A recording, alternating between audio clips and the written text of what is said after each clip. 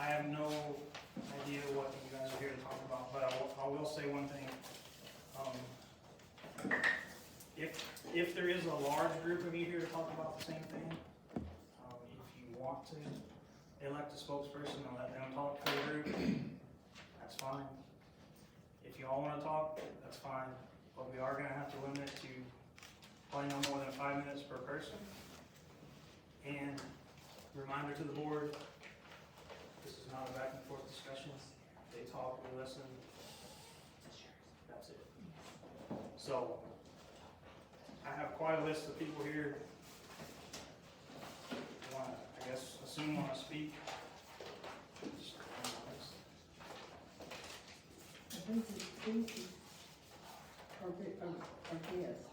He's the one that everybody has signed up to speak. Every single person on that list has very specifically signed up to speak. I think we just start, let's just go down. Okay.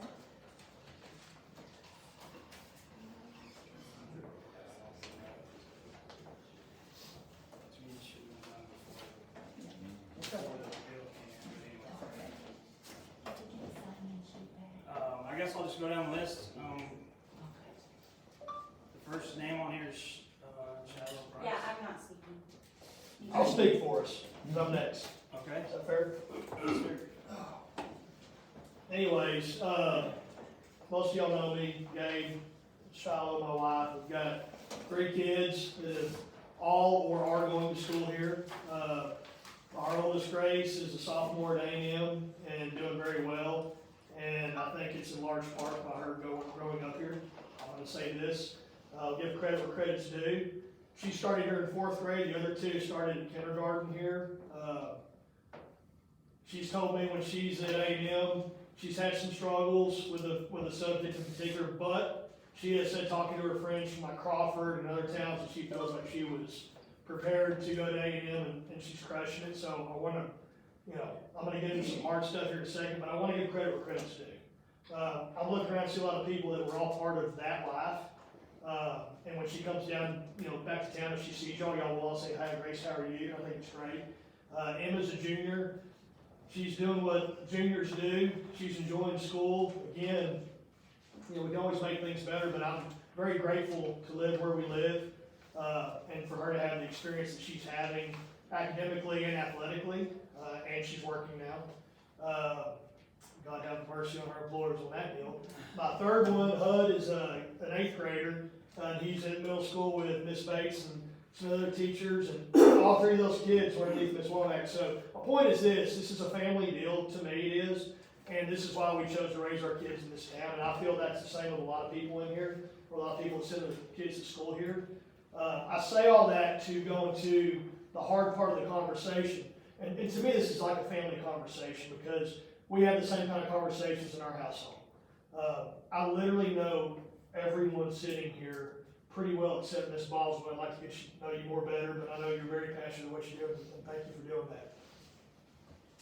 We had a deal at the middle school. It's nobody's fault. Nobody's here to put blame on anybody. We had this conversation at the beginning of the year. We talked about arming our teachers on campus. This is uncharted territory for everybody. And I don't know what's a credible threat. I don't know what's not, but I do know this. Anytime, God forbid, something bad happens, just like the guy that was at Michigan State a week or 2 ago that shot a bunch of people there. You look into his past, every time we see these, we're like, man, there are warning signs. There are warning signs. And I hate it because I know this involves another student, and that's a hard thing for me, but I'm going to be very honest with y'all right now. This is very, very honest. I don't care about the other student. I care about my kid. I care about the friends that he's grown up with, that he plays ball with, that he goes to class with. And I have a 0 tolerance policy when it comes to threats. If my kid were to ever do something like that, I would expect y'all to remove him from the classroom as well, and I mean that. It's just not something that I can even imagine. Having said that, I'm going to give credit where credit's due. I want to go on the record and be very clear. I have the utmost faith in Miss Bates on that campus. I think she's a great principal. She's dealing with things that nobody ever expects to deal with. I put none of this at the feet of her. But as a community, I put this at the feet of, I think we can use better judgment. how to handle that? We don't know, it's uncharted territory, but I hope moving forward, we come up with some type of a protocol to deal with these things. Because we can't afford to be wrong, is kind of what I'm trying to say. We just can't. And I was mad at myself as a parent. I ultimately take the ultimate credit for this responsibility. But that happened on a Friday. The thing that just made me so mad as a dad, I was out feeding hay at Rucker. HUD and Trenton Zemesco called me and said, hey, we want to go in the gym to wait for the games. Do you care? I said, that's fine. And they went in there, and when I got there, they told me what happened. And I looked over, and the same kid that had that issue was sitting in that gym behind our visitor's bench all evening. And my son was in that gym with that man for an hour and a half. And that makes me so mad that I allowed that to happen, that I didn't know. I can't tell you how mad that makes me. I used to be in the line of business where I've seen people get shot, and I've dealt with them. And I've had people look me out and been shot. I promise them, trust me when I tell you this, it is not a pretty sight. And I know it probably will never happen here, and God, I hope it never does. But it happened in Uvalde, and it happens all over the place because we said this today, the people, their compass does not point north. And I hate that for them, but that's their problem, not all of ours. And that one thing that I ask moving forward that we learned from this, we need transparency, guys. Something like that happens, I don't expect details, I understand there's privacy issues, but guys, as parents, it's my right to know immediately. I don't need it filtered through anybody, I don't need to determine if it's credible or not. That's my right to know, that's my kid that goes to school there. My kids, our kids are our pride and joy. That's what we live for. And I'm mad at myself as a parent because I feel this is my responsibility, nobody in here. But I'm asking y'all moving forward to create policies, protocol, something on paper that we can go to because there isn't a person in this room that knows how to handle that deal. And it's unfair to put it on anybody and say, here, how do we handle this? Nobody knows. But we have to err on the side of caution, guys. Josh, I know we're getting close to 5 minutes. This is just a big deal, so just give me another minute. I would say this. I don't take it personal, but I want to point out where we're at. We had that week off for ICE. That Monday, when I found out he was still technically on campus, again, I'm not mad about that. I didn't raise hell over it. I didn't call and yell at people. As a father, I determined I'm not going to have my son on that campus. And so I pulled him out of school, had a very good conversation with Miss Bates, and I wasn't going to take him back until that kid wasn't on campus, period. And he ended up being moved. I took Bud back to school, and the thing that really just kind of kicked me in the gut a little bit, I know some parents have gotten an email about what happened. I still haven't received anything. I'm looking at all my junk mail, she has too. But I did get an email that day at 11:09 that my son's absence was unexcused. I did get that. And again, I don't think it was intentional, but my point is this. I think we need to use some common sense, and let's just create something moving forward, how to handle these things, so we're not all sitting here trying to grasp at straws. Again, there isn't a person there that I fault, that I'm mad, that I hold ill will towards. I'm just telling y'all, we've got to do something about this. And as a parent, the thing that bothers me, what was going through my head, again, I feel like I don't want Miss Bates to think I'm picking on her, because I'm not. Again, I'm pretty clear how I feel about her and her leadership. But it bothers me as a parent, and I understand why she's doing it, but y'all, if something would have happened in that school, who would have known? How would I have found out about that? Our kids don't have cell phones in their class. They can't keep them alone. You know, you look back at Uvalde, one of the main things that prevented more kids from dying, as bad as that was, kids had their phones, were telling everybody where they were, and they were able to keep that guy on one wing. Brad, I'm not trying to bring you into this. So you were up there in your state of Texas, Tahoe, and had no idea what was going on. You're a state trooper that was on the clock. We dropped the ball there, guys. We need to fix that. So I asked y'all to create something. Please look into this cell phone thing. I know they don't need to have them. They get in trouble, send them to the office, take their phones, whatever. But I'm going to just tell y'all this, and I hate to say this because I'm not this guy. And this goes against everything we teach in our house. I've told my son to keep his phone in his boot and keep it off. And I don't believe in breaking rules. I believe in discipline and accountability. Anybody knows me knows I believe in that. But I never heard anything from anybody. I had to hear that through the kids. I started talking to kids and parents, found out this isn't the first time that's happened.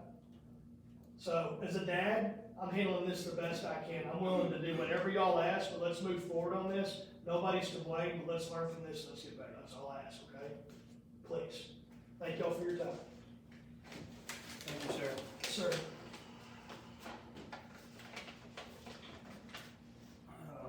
Mr. Brad Couch. Hello. Brad Couch. I've got two boys go here to Leon, Lane, 7th grade, Parker in 4th. I'm here concerned as a parent too. Lane has been threatened by this child pretty much all year. We had an incident during football season, where the kid got in trouble. And then he's just been subjected to threats all year by this kid. And I just don't think that it was taken care of soon enough. As Gabe said, our kids are everything. So my kid has been threatened by this young man. He's got a gun, I'll bring a knife, and he's coming home and he's bringing this to me, and I'm like, you gotta let people know. Now, once he threatened the teacher, then we acted pretty quick, but I feel like it should have happened prior to that. And so yes, something's got to change. We've done all this for the safety of the children, and then we take a known threat and we lock him up with the children in the same building. I mean, that's not how we keep the child safe. Truly don't believe that.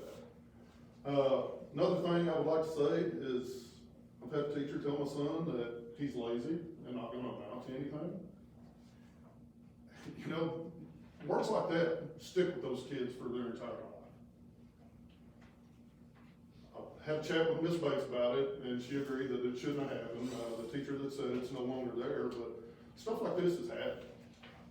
It happens quite a bit in 4th grade. A teacher, I feel, is verbally abusive to those children on a daily basis.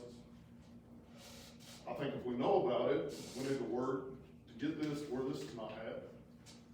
Another teacher told my son, I pray for your generation every day. Let's give him some guidance and make him successful instead of insulting. My son is not enjoying this year because of comments like that. He's just not having a good time at school. The other day, taking him to school, and I was like, son, smile. You gotta be looking forward to something. His response was 340. That broke my heart. That did. So, a question that I would raise, and I know y'all can't answer it, the young man that's made all the threats, I feel like it's been taken care of so far this year. What about next year? We just, say it didn't happen, wash our hands of it, and throw him right back in there with my child? I think that's a good idea. And this is nobody's fault, and just something I wanted to mention also. We had an ice week. It was bad weather. I got out trying to get Lane to basketball practice, and I went by 3 different crashes.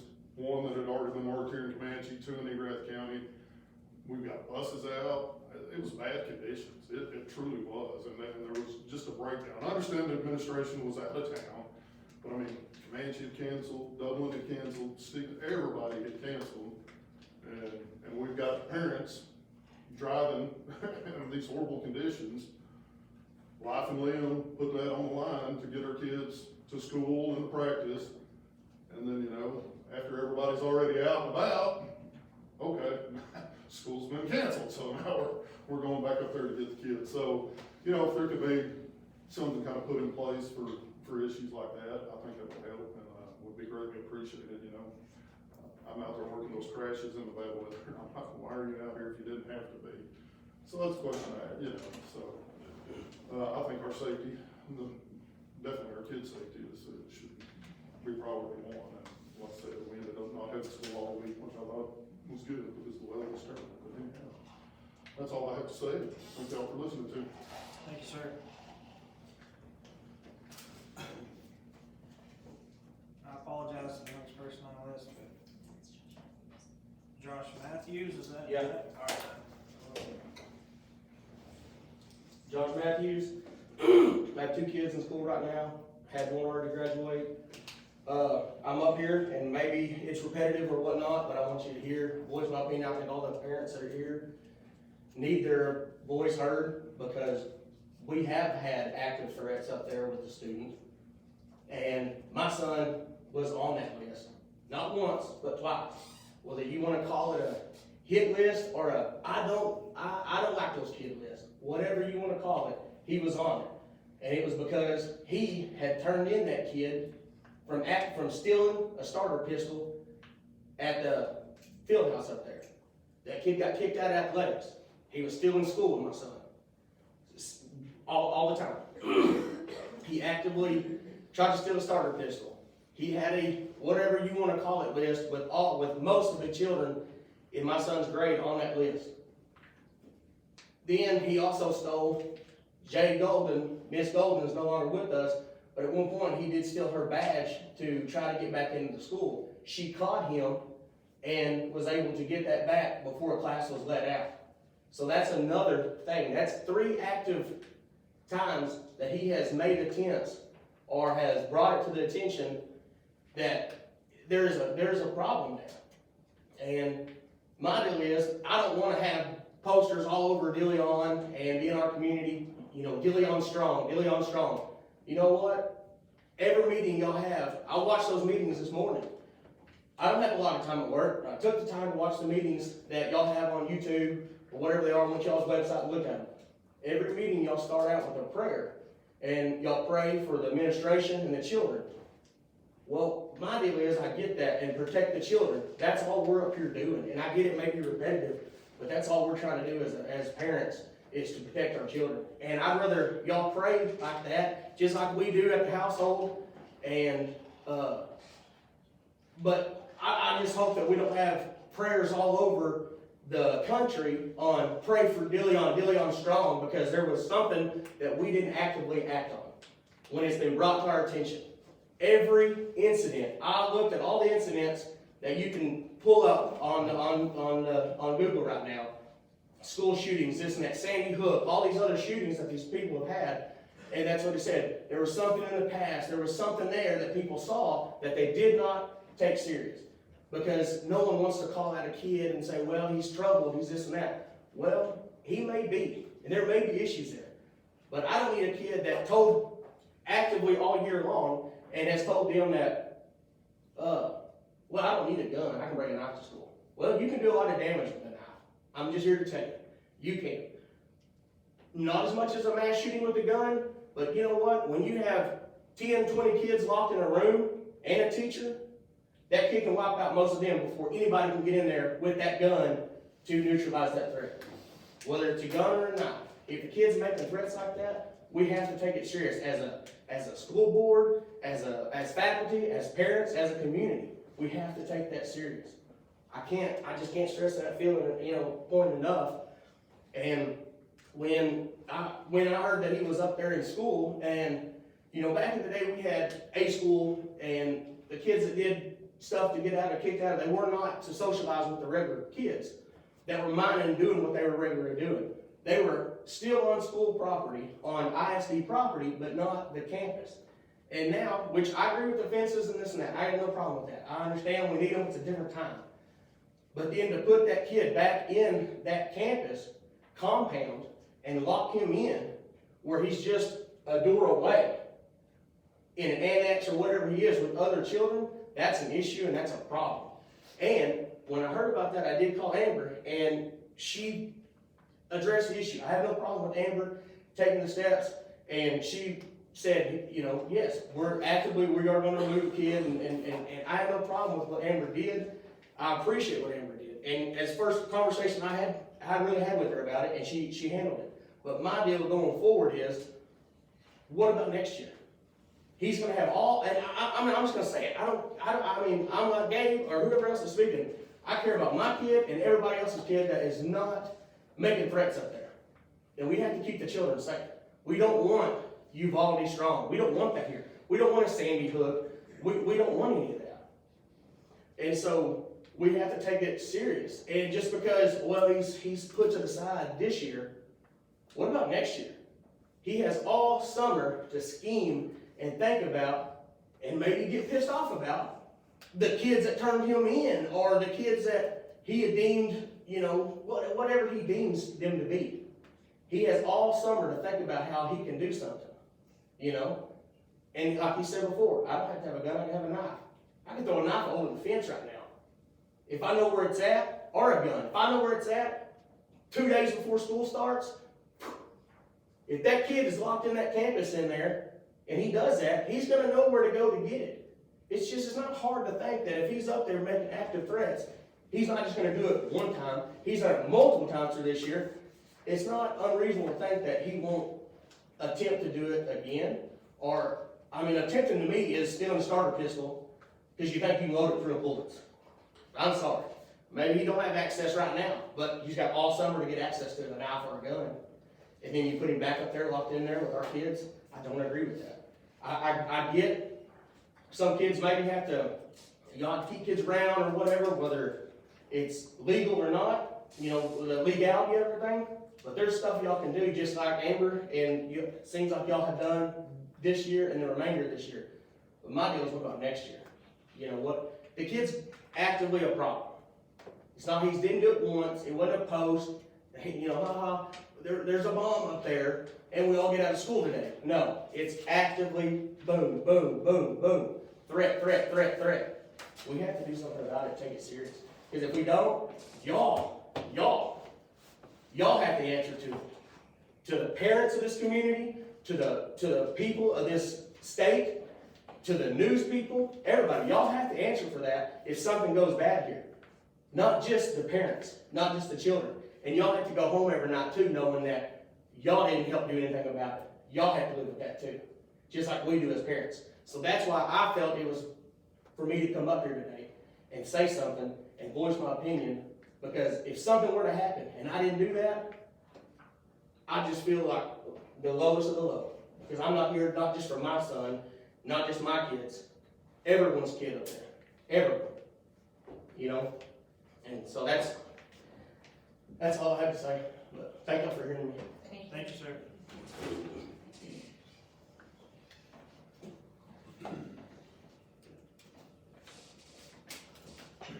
MJ Stewart.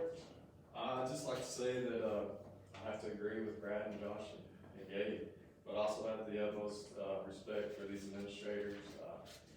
Their job is hard, and y'all's job is hard, and sometimes it takes a community to speak up for something to be done. So that's all I have to say.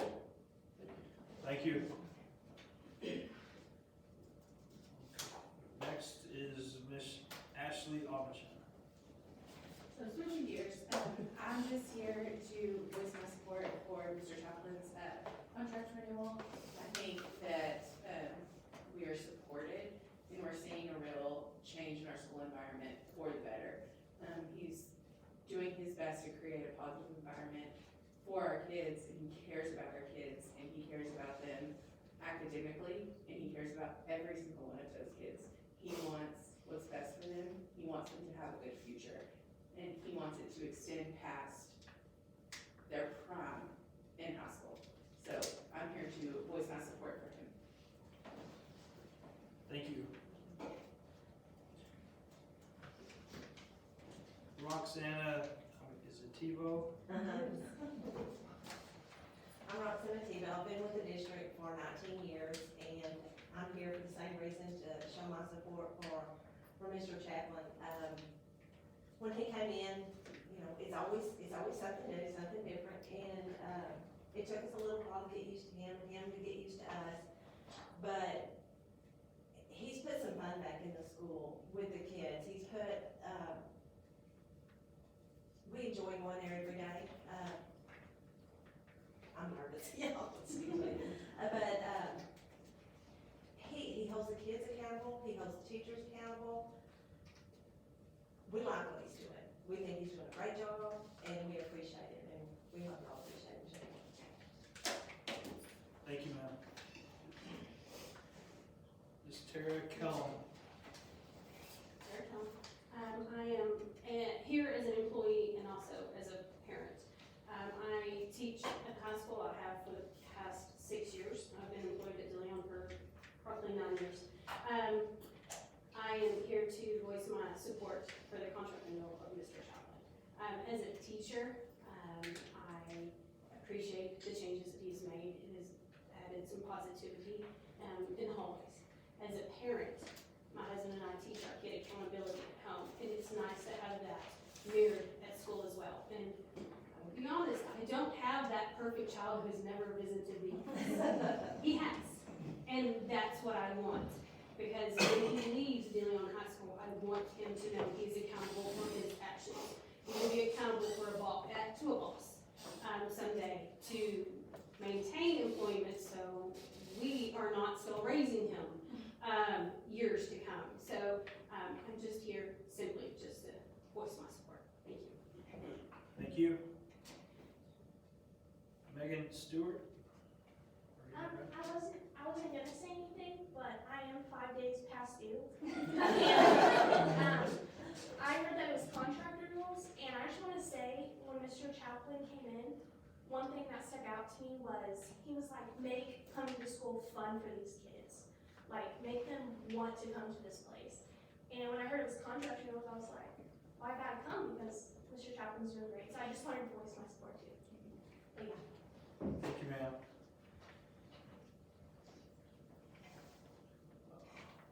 Susan Cotton? Hi, I'm Susan Cotton. This is my 3rd year at De Leon. I teach U.S. history and I'm the ESL person teaching. Teaching is hard. There's no doubt about it that our jobs have become infinitely harder than it was. I'm an old soldier here. I started teaching in 1996. Teaching in 1996 is very different than teaching in 2023. And we've heard about some of these concerns. But as a teacher, it's very important for us to have an administrator that not only is out for the best interest of the children that has been, but ours as well. So he's very approachable, he's very understanding when we have issues, and I don't think that can be replaced. So in a time period where our jobs are tough, I mean, you can ask, I think, almost every teacher, and they'll tell you, I love teaching one day, and the next day I question my motives of what I'm doing. And so he makes that less stressful. And so anything you can do to support the teachers is greatly appreciated. So also I'm supportive of the contract renewal. Thank you, ma'am. Mason Stewart? I didn't plan on speaking, but she spoke, so. All I have to say is that I teach and I coach here, and I'll speak more on the coaching side. He supports athletics, and that's huge. So he supports the kids. He told me the other day it goes academics before athletics, and I agree with that 100%. So I think he's been to every athletic event he can be when he's there. He supports the kids. He's trying to get pep rap, just all around athletics, for the community more involved, more excited. So for me, I support him. I think he's awesome. So I know my wife does too. So that's all I gotta say. Thank you, sir. Is there anyone remaining who wishes to speak that hasn't spoken? If not, thank you all very much. Appreciate you coming to voice your opinions. Thank you for y'all's time. Yeah, I wanted to say again, thank you all for hearing us out. Yes, sir. Taking this opportunity. And I do support Ms. Bates fully, so. I do, really do.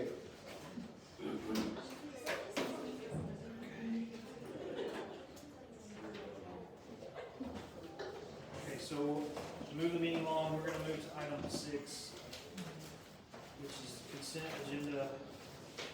Approval of consent agenda in the previous one.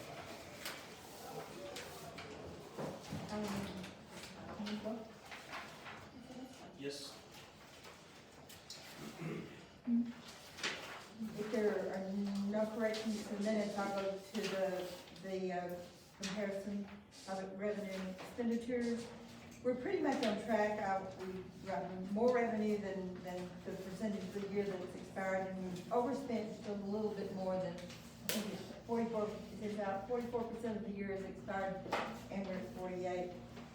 Part of that was, if you'll recall, we had some things that rolled over into this year that we had budgeted for last year, but we paid out of this year's budget. So we're right on track with that. Tax collections, was our big month. So we collected $97,124.64 in taxes since we had our last meeting. Next month, it will not be that large.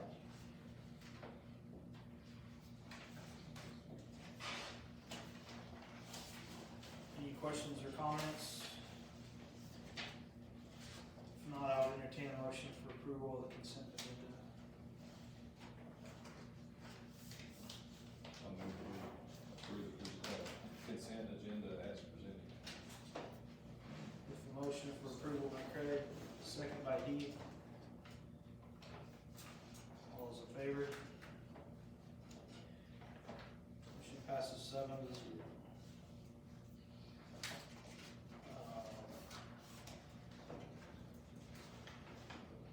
I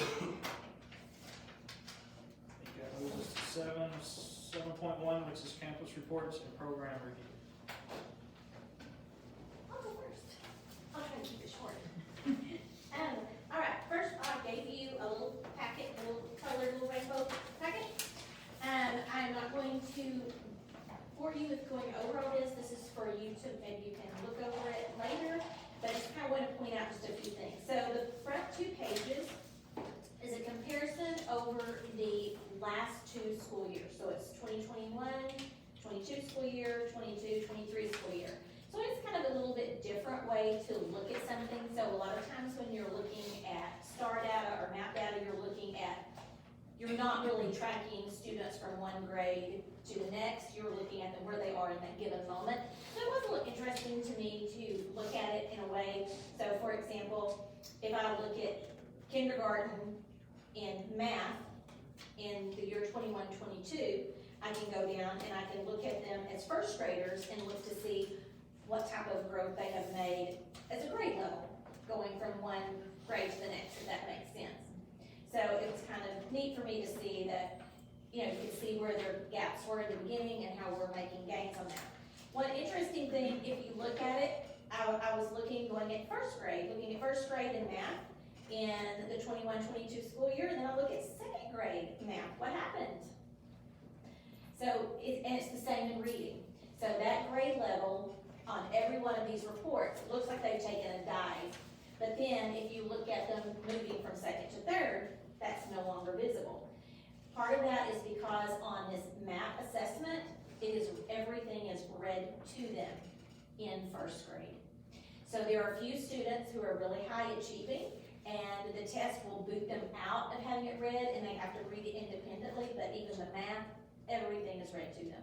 So I think that's why you see such a huge dip when you go to second grade, because all of a sudden, they're having to read everything by themselves. So that's a big adjustment for a second grader. But as they progress through the year, that gets better. The rest of the pages are just individual teachers. So if you'll notice, like K through 2, they'll have 2 little symbols on there for math and reading, so that you can, and second also has writing as well. So they'll have 3. Again, when you look at these reports, remember if you're going up, that means they're making growth. If you're going across, that's their achievement level. So what you want to see are kids moving in an upward slant going to the right. Because if they're not, they're just staying the same. If you'll look at the very bottom where it says percentage of students who met or exceeds their projected grit score, it will give you an average there, and it will tell you like how many met their growth in math and how many in reading. So you can kind of go through and compare the different teachers and different subject levels there. So if you want to take that with you and you can look at it, and then when we come back, if anyone has any questions, the next meeting, you're more than welcome to reach out or send me an email, whatever. Okay, other news going on our campus, and we wrapped up all of our GT testing. Mrs. Downs and I met today, and we have, I believe, 4 new students that qualified for GT. All of that testing, we do it on campus, but it's completed through Region 14. And then they give us the results, and then we look at our criteria and go from there. We have busy weeks coming up. This year is very quickly getting away from us. It will be spring break before we just turn around. We have TELPAS testing all next week. The week after that, we start our STAR interim test. We had our parent conferences this week, set for today. They actually started that last week trying to get them all in, but that was a productive day today. Lots of good meetings with parents. We had our campus improvement needs assessment meeting today, reviewing over our campus plan and looking at, talking about different things that our campus needs moving forward. So really good conversation there. So it was a good productive meeting. Anything else? Thank you. At Perkins Middle School, our 8th grade history just finished the second round of the TTAP assessment, so this is the testing through the years. They will have to take that one more time in the spring, and this is the pilot program that we elected to do because we felt it would benefit our teachers and students. It exposes them to the full scope of the social studies curriculum in a multi-stage adaptive design. Unfortunately, we have had to have a threat assessment meeting. And in that threat assessment meeting, Chuck, you correct me if I'm wrong, you answered 21 questions over the student that you're discussing. So the result of that meeting was that the threat assessment team recommended at a future hearing to place the student in a DAP setting for the remainder of the school year. After that, what happens after that meeting, then there is a hearing that is scheduled. So that's what we did next. We had a hearing. We determined that that was the course of action that was going to be taken. We allowed the parents and guardians to speak at the hearing, but that is what the result of that hearing was. After that hearing, what happens next and what did happen was another meeting is called to kind of finalize it due to the nature of and needs of that particular student. So that was done next, and then we handled it from there. I feel like we did follow the procedures that we have to follow. You know, just because a student makes a threat doesn't mean you can just remove them from the school setting. You do have to follow procedures that are put there. We have conducted fire drills, tornado drills, severe weather drills, a lockdown drill. We did those in a couple of days. These drills, there were things that we realized that we needed to make sure that we do differently. And so those needed improvements were shared with the students after the staff kind of debriefed on that. So really good things to think about. One of the things that did come up, and I visited with Mr. Miller about this, is what happens if you have to have a lockdown when all of our students are over at the high school? We really haven't practiced that, so that was a suggestion, and I think that is a really good thing to think about. You know, they're not always just in these classrooms. They're, you know, outside, they're just at different places on the campus. So that's one of the things that we're gonna get together and have a drill while we're actually at the high school during lunchtime. So, we've been discussing the needs and looking at ways to improve our campus. We will have our campus needs assessment and campus improvement team meetings on February 28th. We just had our Valentine's dance last week. I think it was fun for our students. We had several parents that were involved in setting up decorations and that sort of thing, so we appreciated that. We are currently in the process of getting the telehealth set up through CCMC. This will be a learning experience and kind of a trial and error process for it to be successful, but we are hopeful it will benefit staff and students. Susan Cotton that spoke just a few minutes ago, she's our English learner representative. So she's been meeting once a week with our English learner students, then she's preparing them for the TELPAS assessment that's coming up. I started meeting with these students one-on-one, explaining to them exactly what TELPAS is and why it's so important for them to be successful. I think it's just important for the students to understand why they're doing something, and I thought that that was an area that maybe in the past we kind of have failed. We just say, here, you've got to do this. Well, there's a reason behind why you have to do it. So I've been meeting with them one-on-one, explaining that. One of the things that they have to do is speak into a microphone, and there are several students in the room with an administrator. So when English is your second language and you're an English language learner, then it makes it difficult for you to want to speak out loud. We try to separate them and do all of the things, but within these conversations, I think it does help the students feel more at peace about what they're doing and knowing why they're doing it. Several of us recently sat through a webcast over the current TASB guidance on vaping. It talked about what should be in our student code of conduct, from possession of paraphernalia to smoking on campus. DIE placements and ways districts can detect vapes via detectors and acceptable searches. So it leads me to discuss, we had a most recent SHAC meeting last week, and our facilities will soon have access to Narcan, which is a potentially life-saving medication designed to help reverse the effects of an opiate overdose within minutes. Fentanyl is one of those synthetic drugs that is 50 to 100 times more potent than morphine. A lethal dose looks like a tiny dot on a penny, and and vapes are real, and I'm not gonna say that we don't have a single vape up at that school. I'm not gonna say that, because this past Friday, a student walked into the Cupcake Den and she dropped a vape. And. Not on purpose. Not on purpose, she dropped it. So that vape was confiscated, the student did have a consequence to that. But as I was addressing the student and asking questions, I said, what are we not doing that makes you think it's okay to vape? Like, I wanna know, because what has happened is we show videos. Miss Jo does little mini sessions.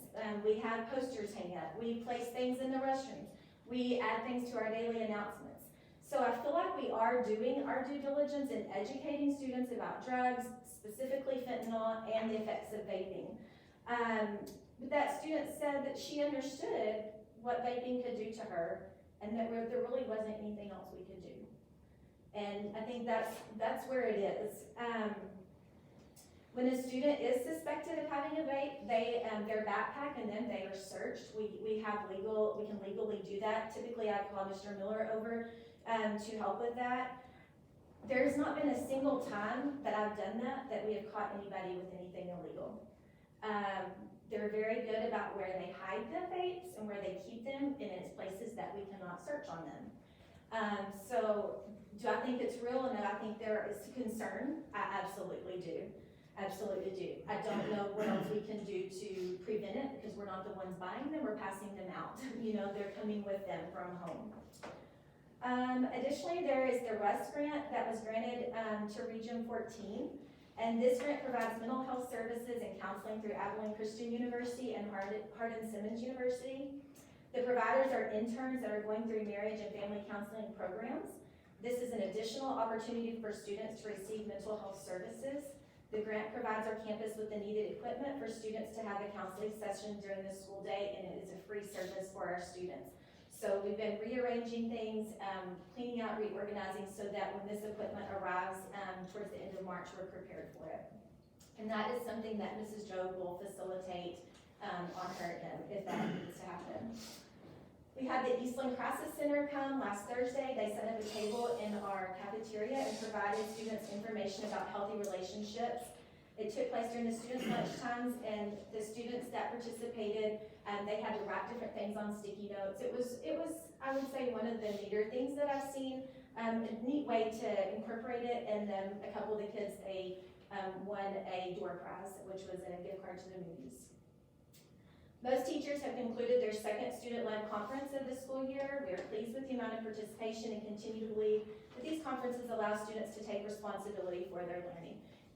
It's neat when the parents are actually coming to the school and they're coming with their student, their child, and they're able to be a partnership in that. A couple of weeks ago, I received a letter in the mail. I'm looking down here, I think I brought it.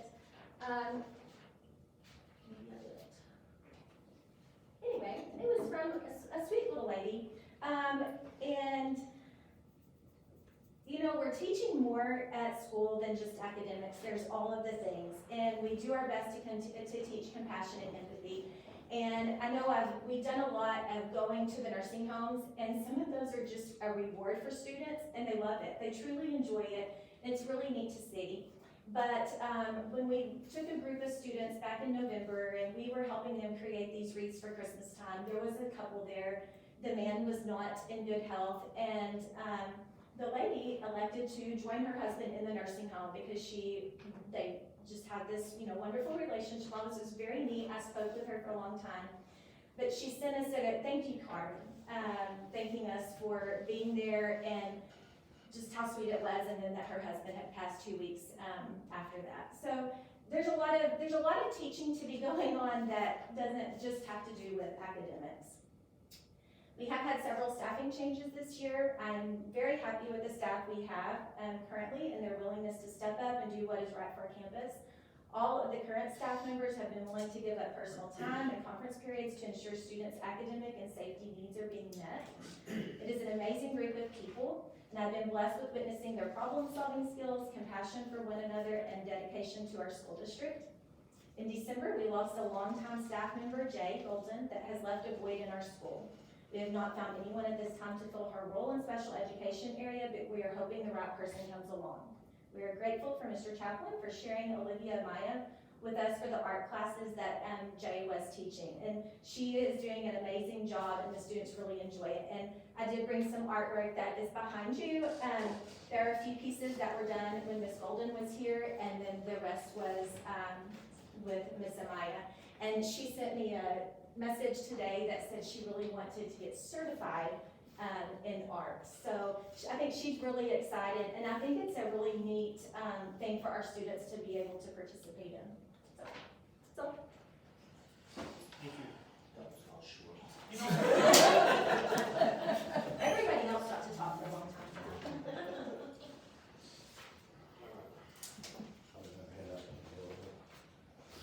So I'll hand this out, start talking, because mine's not overly long, but it is a lot. So just what I'm gonna give you is kind of an update on our campus improvement plan. I had a meeting with my campus improvement committee this week, and I'm giving you guys the cliff notes of it. I'll spare you, I think it's 39 pages long. So, so the way I broke down is the grows and glows. So the grow area that we are really not hitting the mark on right now, and I say not hitting the mark is supporting our emergent bilingual students. They're also known as our ELs, our limited English learners. We support them with staff, but we don't have anything that supports the staff. There's not a program. My campus improvement plan had a program that says, it was called Tell Me More program, but I can't find anything about that anywhere. I was told it was from the service center, and I don't know if they still support that or not. So I'm currently in conversations with, and Ms. Downs is partnering with me, and I'm keeping these two wonderful ladies right here in the loop to see what Summit K-12, what it would look like to bring in Summit K-12. It is a support program. Essentially what it is, it's a program that has your English language arts standards and the ELPS, which are the language standards for our EB students. They're combined. This program is aligned to those. It also aligns to the TELPAS test, and the TELPAS test is something that you guys need to become very familiar with, because the accountability of the TELPAS is increasing. And so it becomes it's a large part of the overall accountability system, is what are you doing with those students, your emergent bilingual students. And so TELPAS has changed this year. It used to be a pretty simple thing where, you gave them a test and then you rated some writing samples. This year it's gone all online, and I really feel sorry for Ms. Womack, because she's gonna have to take a second grade, a second grader who barely speaks any English, and is gonna give her a test, give her a test where they've got to speak, write, and listen to a computer. In order to do that, they gotta be able to type, and they're in second grade. And she's held accountable for it, and the teacher's held accountable for it. So, just know the battles that we face, and so hopefully this is a product that we can bring on that'll support that gap. Looking at the glow areas, I gotta get to my one that's got the notes on it. The first little bullet there, these are just the areas that I'm highlighting that we've had. I want to highlight some of the stuff that we've done. We have amazing teachers here. It is not easy being a teacher, being in this day and age. As both the principals before me have echoed, we teach more than just academics. There's a lot that's being taught. We have great teachers. I'm specifically going to talk about the high school. I've done 2 walkthroughs on every single one of my teachers. I'm almost done with 3, and I'm halfway done with their formal observation. That formal observation requires a pre-meeting with the teacher, a 45-minute observation of the classroom, which is actually 48 minutes, a full class period, and then a post-observation meeting, where you're talking about the whole process. I try to give feedback to them within 24 hours. That way, whatever that I see, they can immediately adjust instruction, or they can reflect on it, and they can put it into their practices. Next thing is, drug test, we've instituted the random drug test again. Those are for students that participate in extracurricular activities, or drive a vehicle on our campus, or are one of our representatives, like our student council representatives, something like that. We randomly drug tested 43 students. Out of that, 8 students came back with a positive test. Those 8 students went through a drug prevention program and completed it, okay?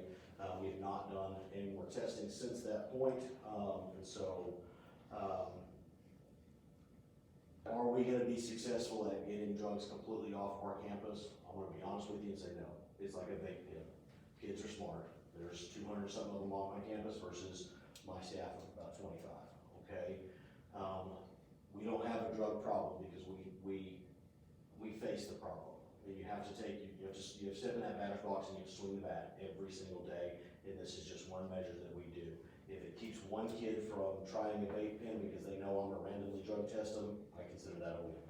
It also gives a kid an out if they're in an athletics or a representative to say, hey, I can't do that, I know Mr. Chaplin's gonna drug test me at some point. He gives them an out in the situation so the peer pressure is released. So again, there's benefits to that.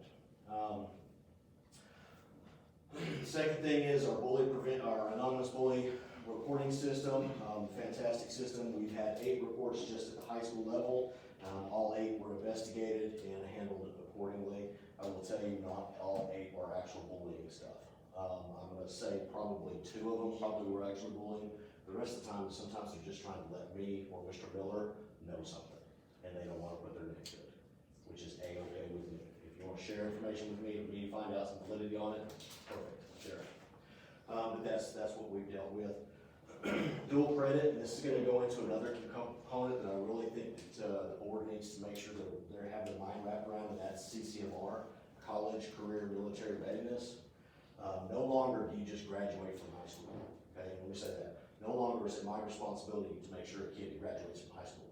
The accountability system now says every single one of the kids that walks across my stage has to have a CCMR indicator, College Career Military Readiness, meaning not only they graduate from your school, what are they ready to do?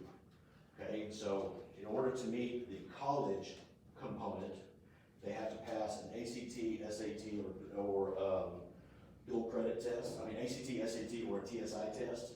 Okay, and that's the next bullet down, kind of covers this a little bit, and then it talks about both these incorporated here. So they have to take one of those tests and pass it.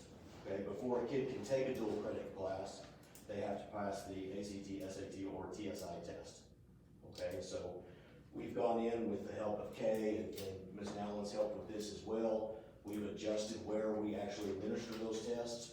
The TSI test, we were lucky to be able to test them ourselves. And so when our kids finish Algebra 1, we will assess them shortly after that math component. When they finish English 2, we will assess them there. That way, by the time they're in their junior year, starting their junior year, hopefully they have met the indicator, which allows them to take a dual credit class for us. We currently have 37 students in dual credit courses, plus 10 in dual credit welding. That's 74 total courses that they're taking with a pass rate in the fall of a 98.6, which I think is fantastic. That means our kids are taking the classes and passing them, okay? And I have so, a question, excuse me. yes, ma'am. AP, do you not offer AP? We do not have an AP track. Okay, is that because, okay, we don't want one, we'd rather have dual credit, or is that because they don't measure it? So, I'm gonna speak openly with you. If I had a choice as a parent and an administrator say AP or dual credit, because not all universities accept the AP exam. And that's true across the state, but Yeah. I didn't know if the state was leaving it off. Most schools are slowly starting to. It does count. It does AP count. does count. It does count, but It does count. yeah, but most schools are just rolled out. So by the time they're juniors, we want them to pass that college check mark, okay? If they don't, then we put them in a program called SureScore, which is a preparation program that rates them on a green, red, or yellow scale and lets us know based on their progress through that program when they're ready to take that test, and we test them again. By the time they're seniors, their spring semester of senior year, if they still haven't passed the college portion of it, meaning checked off, then the TSI test, then we put them in the Bridges, which is an online program that they take courses in. If they complete, I think it's two courses. They get math and reading. Math and reading, they complete courses in it, then they get the college readiness indicator. Now, with that being said, if they don't have the college indicator, then we have to do the career indicator, because not all of our kids are gonna go to college. And so currently, right now, one of the things that me and the staff have really worked on is and Ms. Nowlin too, she leads the charge on this, is building up our programs of study. When I was blessed to have this position, Ms. Nowlin had 9 programs of study in here, 2 of which had an industry-based certification at the end of it. That means when they finished all the coursework, they could take an exam and get some type of certification. That certification says they're career ready, okay? Working with the staff right now, kind of here and there individually as a team. I have several of them doing individual stuff and reporting back to me, kind of doing the legwork on it. The hope right now, we have, once we get a piece of paper signed, 3. We'll have our health science program that we just brought in. We will be able to administer the certification at the end of it, which is the health science, nursing science, which is the certified clinical medical assistant certification, okay? By the end of this year, my goal is to have, out of the 9, 7 of them to have it. So there's I don't know, now 4 more, I guess, that I'm working with the teachers right now. I have a company that's put out by the service center, it's endorsed by the service center NTEA, that you can then use that company to do your exam. So we order the exam from them, or we proctor it here. We have to partner with someone locally to do the skills-based portion of the exam, and we'll use our CTE advisory committee to when we're ready for that. So my hope is by the end of the year to have 7 of the 9. The 2 remaining ones that are not covered are going to be our family and community service and health and wellness. And I've asked Ms. Avishai, who's here tonight, I said, get on your network, text or chat, whatever you're networking, and find out how other schools are doing that test. And she's kind of started that process and gave me feedback. My goal is by the end of next year, all 9 of our programs of study will have an industry-based certification at the end of it. That way, it's not just welding, and it's not just floral design. Now when a kid wants to go into the medical field, they can go through this and have an industry-based certification at the end of it. Or if they want to go into accounting, then there's an accounting one at the end of it, okay? Now, from our standpoint, that helps us with CCMR. And I'm gonna be honest, I'm gonna pretty much drop a bomb here. Right now, we are a campus in CCMR. If we take the exact same data that we have right now and we roll it for 1 year, right? Sorry, 1 year, we're a C school, because they raised the bar. Not that we changed anything, not that we're not still doing that A work, they just raised the bar, which is fine with me, but I'm the type of guy that I'm not gonna sit there and continue to do the same thing over and over and expect to get a result. We're gonna change what we're doing, and hopefully, these measures that we're taking right now, by the end of next year, we will still be an A school because of the measures that we put in. And it is not just me that does this, it is a huge amount of crew and team that gets all this done, okay? Last bullet point on the last page, so that's the 2 there. Part of that, we had a career fair, fantastic feedback, I think I talked about that in one meeting, and then the last one is our attendance. Our attendance committee has done a fantastic job. It's one of the things that I established when I came in, and they met several times throughout the year. We put in we saw a lot of kids were being late to school, so we put in a lunch detention deterrent, and so that has slowly whittled down on that. And then we have several students that have tripped into the 90% of compulsory attendance, which the compulsory attendance law says if your student is not in attendance 90% of the time, or is 90% of the time or less, they have to complete a principal plan. The principal plan is Saturday school. They come to Saturday school at that point, and the math works out and they get above the 90%, and they're good to go. Okay, so we have students, I think 2 students that owe me 5 days of Saturday school. We had conversations with those kids, had conversations with the parents. We have a handful of kids that we're talking about. The goal of this is to put a deterrent up that they say, okay, you know, I don't wanna give my Saturday up, I'm gonna come to school, okay? We want them to come to school, those ones that are chronic absenteeism, we're trying to stop them. Now, we always take everything with extenuating circumstances. We do have some that I look at in extenuating circumstances, I work with a different plan for them because they have outside barriers that are preventing them from coming to school that are outside their ability.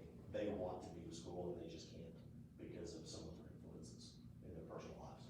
So beyond that, we've seen a 1.5% increase from year to year, February to February. So what the committee is doing is working.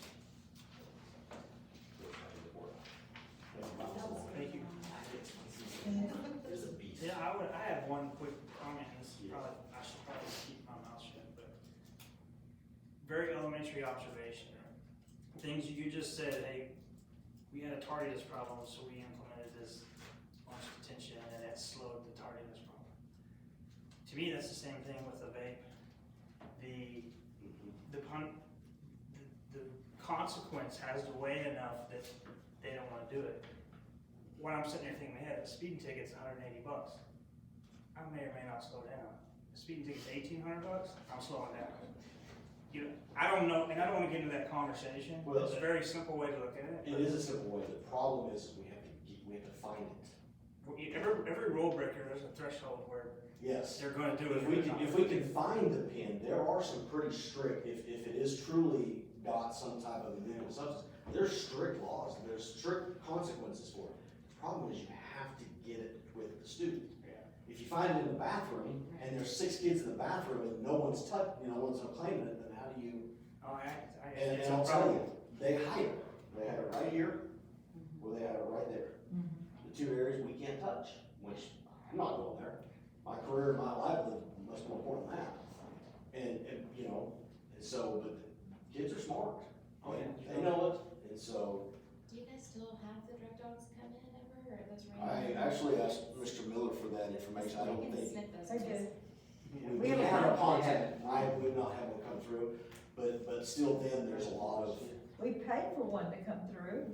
so, they have not come through my campus this year. Global I Academy. would like to say something, they did come several times last year, and I know like when I was a student, we sat in our desk, and this drug dog would come up and down the aisles. That's illegal. So now what happens is, you take all your students out of a room, you line them up against the wall, then the drug dog goes in.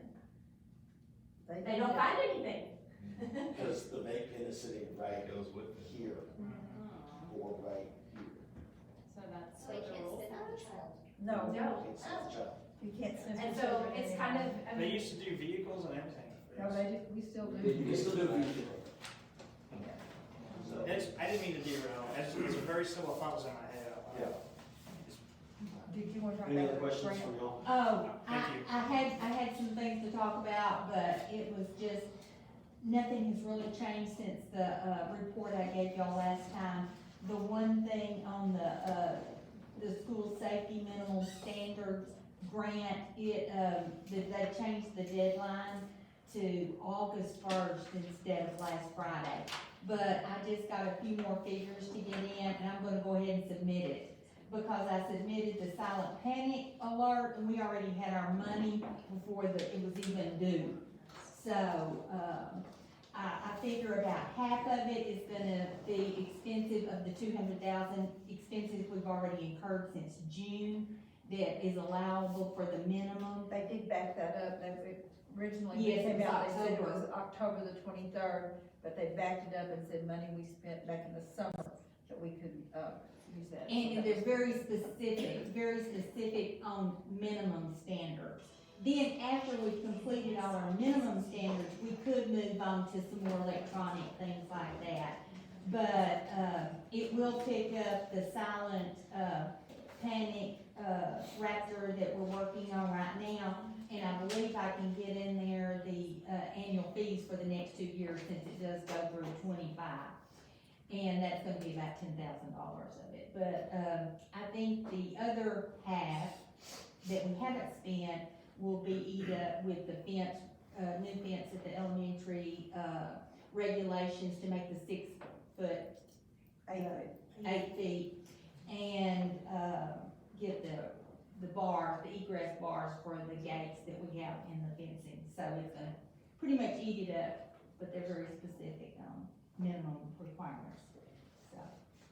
And, we did our final amount of our, title, ESSA entitlements, came out, and it's gonna be about $7,800 more than anticipated out of about $260,000, which every bit helps. You know, even though 7,000 doesn't sound like much, it helps. I need to talk to John because I've gotten permission now about the, workforce grant, the 200,000 grant for the equipment. I know we've been talking about it, and the equipment that's at the high school, the hospital room for the health science, program of study, and where we're getting the medical, assistant, certifications and things. We're really excited about that. And now we can talk about it a little bit and get it out there, so. I'll talk to John and maybe he'll put a nice little thing. I just now remembered that. Is that the same program that got them that arc welder? It is,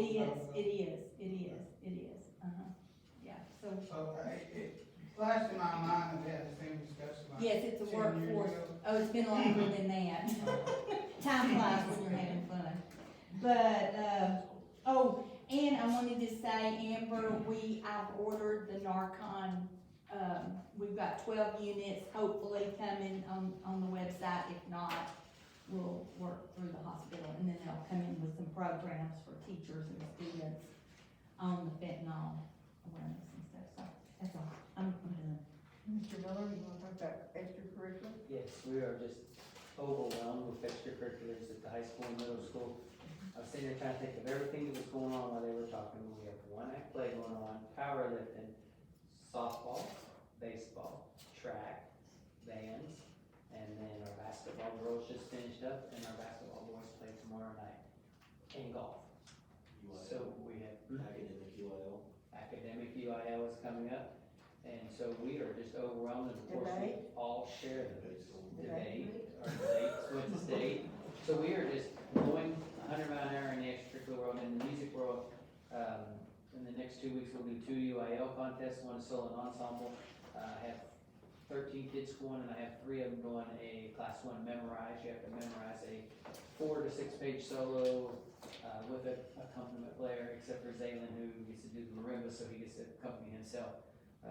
That are trying to advance. Last year, Zaylin was the only one who did a class 1 solo, and I've got 4 of them doing a class 1, 3 of them going to try to memorize to move on to the next level. Doing fabulous. They should all 3 do well if they don't step in the room and have a judge attack. But then the biggest thing in our world is tomorrow evening, as soon as school is out, we're getting on the bus, and I'm taking 15 of our kids that are not going to the playoff game, that are not in baseball, not in softball. 15 of us are gonna go to Abilene and watch the Glenn Miller Orchestra. A once in a lifetime opportunity, I believe, for them, so something that if I have somebody drop out, I may just talk about it. So it's just, I grew up listening to Glenn Miller, and I've seen him one time, a long time ago before I could appreciate him, and now I just flat out love him, and hopefully they'll get that same. That has reminded me of a request that I have for high school and junior high principals. I'm hoping that enough of the year has gone by now that you could maybe do a percentage report for us for who's participating and who isn't. And then I think you probably already have plans in place for the who isn't, what you're gonna try to do to kind of get them involved. And so, I don't know if next meeting's too soon, but next meeting or the next would be great. I will say one thing, and I'm sure Mr. Miller's about to say this, one thing I know at the high school, I don't know how far down it goes, but we're gonna bring in color guard next year. That is Because we determined exciting. there is a pocket of kids, and I couldn't tell you the number right now, I've never done the actual math on it, but I can teach you that. We have a pocket of kids that are not participating in things that would feel value to that, and I would say Mr. Mo does a great job of recruiting those kids. So we watched, who was I've the got school 4 that we coming. watched do San that? Saba. That was amazing. San Saba. That was amazing. I've got 4 kiddos that have come to me, or I've gone to them and tried to get them. Got 5, but 4 of them I think I've gotten coming to me next year for color guard and then learn an instrument and sing with it. So, one of the adjustments we made at semester, we allowed the students to, we put in some more options for the second semester since UIL had concluded, and that sort of thing. So, some of our students are doing a STEM, class now, and they just finished up learning all about concussions, with Ms. Swanner, and they did an egg drop, towards the end of last week. And she tied all of that together, so I thought that was really neat for the students. And then, we also have a group of students that are, doing a junior high one at play. It won't be a competitive thing, but at the end of the year, we're hoping that they can perform that, so.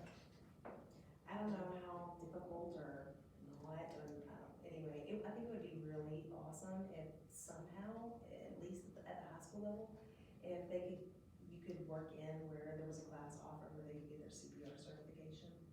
You know, We do. are they already doing Well, that? it's not a certification. They get a little, every get student training. has to have training, CPR training before they graduate. That is wonderful. And so that is a requirement for graduation. But with this medical assistant, I bet there's something that could be worked in for that. Mr. Cohen's really great to work with. Mr. Chapman and I've actually talked about it, starting a CPR club, where I've been in a school where we had a CPR club, but they did become trainers of trainers. And then they became very proficient at it and in other places and trained, so. I think that is important, I agree. Okay. All right. Thank you. We will move down to 7.2, facility. I'll give you a really quick update. Ag Barn is ready for that ADA inspection so that they can declare us ready for wheelchair accessibility and everything. The speakers for the middle school and elementary have been ordered. We've got lots of general maintenance going on. Something really exciting that the maintenance guys have taken it upon themselves to do. They've started an audit, and they like Lori's campus, they've gone to the campuses, and from not asking the principals, but from their standpoint, what needs to be done. Loose boards, drippy faucets, anything that they see, they're making a list, well, they're fixing drippy faucets, but things that would be summer projects and whatever, and they're making a list of those, and so that'll be done. We have asked, Rowdy Wilkerson to, come and look at the courtyard at the elementary school. The courtyard is something we don't want to give up, because we all love the courtyard and we think it's beautiful. But, Ms. Womack is for next year thinking that for the strength of her program, wanting to departmentalize her second grade, which will mean our children will be moving from classroom to classroom, which would mean they would be outside moving from classroom to classroom. We're hoping that we could get a reasonable quote that we could wall the walks in so that they could be inside when they move from classroom to classroom. And so, Rowdy's looking at it, and if and when he gets through, we'll bring, the cost to you, and you can look at it. It would also enclose access to the restrooms, because right now, if a child wants to go to the restroom, they have to go outside, down the walk to the restroom, and, we just think that would be a lot better if they didn't have to go outside, and we also get frozen pipes and things in the restrooms, because they're exposed to the outside. But anyway, Roddy's gonna look at it, have no idea about cost, but if you don't dream, those dreams sometimes don't come true. Well, when I was there, you had to walk through the snow. I did too, and I'm older than you, so I barefoot, I did. Barefoot. I forgot, but anyway, the courtyard is just something that I just think is just so beautiful and peaceful and everything. We don't wanna give it up, but if you could come in there with a half wall and glass and or windows, not painted glass, but windows, I just think it would be more user-friendly, so. It's really hard for teachers to decorate or put anything outside because the first gust of wind is gone. Yeah. And humidity and. But anyway, that would really help, and it'd have access to our little kids too, it would go all the way down. That's it. Okay. What was the bus disposal? Oh, I'm sorry, bus disposal. We are, you know, we wrote the grant for the 3 buses and we got the grant and they paid for half of 3 buses. Requirement of that is that we have to dispose of 3 buses and those are now, topless. They have been taken to Abilene and they cut the tops off of them, they drilled a hole in the block. They drilled a hole in the block There's and not a better, like a more well-off school that could use them? that's the whole, you would think, but the requirement of the grant was they had to be disposed of. And the reason for the grant was to improve air quality in our old buses. Cause it's emissions, okay. Our old buses Okay. because of the emissions. That makes sense. Hey, I agree with you, Yep. but anyway, but we do get the money for the scrap metal, so, but they have, and we have to take pictures of them being squished, so, to send them into the state. It was quite sad. It is sad, it is sad. It is sad, but they took everything out and, so, anyway, that's done, thank you for reminding me. Now 7.3, safety audit report. A couple things that, we had our representative from Region 14, which is actually TDA hired Region 14 to do a person to come do a pull on our doors randomly. He actually visited the high school on February 9th. He could not get in till we let him in, and then Mr. Chapman escorted him around the other parts of the campus, past the flying colors, absolutely loved what we're doing, and so that was great. He looked at our log that we're keeping, because we pull doors every week, and he was really happy with what we're doing and how we're doing it, so that was a really great thing to do. Dr. Merrill and I, since our last meeting, have gone through the NIMS training, I'm an NIMS person now. and so am I, and then Sunday is And, it. Yeah, they were and by so the way, fun. you all are going to have to do it eventually. Miss Allen, Miss Joe. I'll just give you some sketches. You already did it, didn't you? Okay. Miss Dallin, Miss Queen, Miss Joe, Miss Ivy, Miss Boswell, and I attended a workshop on mental health first aid on February 13th in Abilene, and this is required training for the campus threat assessment team members. And then Raptor is in full swing now. We actually did a demo today where they were talking about getting them ready to come out to the teachers now. And so once we have our next administrative meeting, we'll talk about when we want to do that and get it out to the teachers. But we are now where we can have access on our tablets, computers, cell phones, and it's as simple as. And watches. And watches, and smartwatches, and it's as simple as have the Raptor alert. Any teacher on our campus can lock it down by tapping lockdown, slide it over for secure, so it's like a 3-step process. And then you can drop a pin where you're at. All of our data for our students, the class periods and everything is now integrated with it. And so if we have a substitute, I can walk up to there, I can pull up your class roster if you're not there, and I can check your role. And any teacher can check any teacher's role, but you also have yours.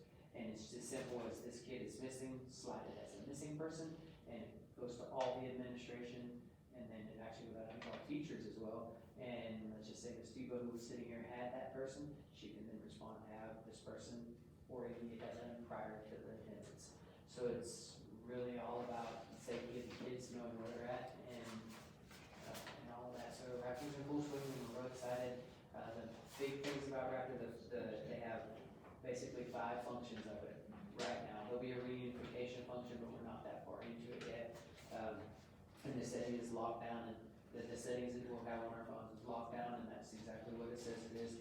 Hold, and that's just really to keep the hallways clear. So if we have an ambulance on campus, or police cell on campus, or a strange parent that's really angry at us on campus, or drug dog, or anything that we would continue classes that don't want it on the hallways. So that's what the hold button is really for. Secure is for, to secure all exterior doors, or, and then probably a little something for the guardians to really, the secure part of it.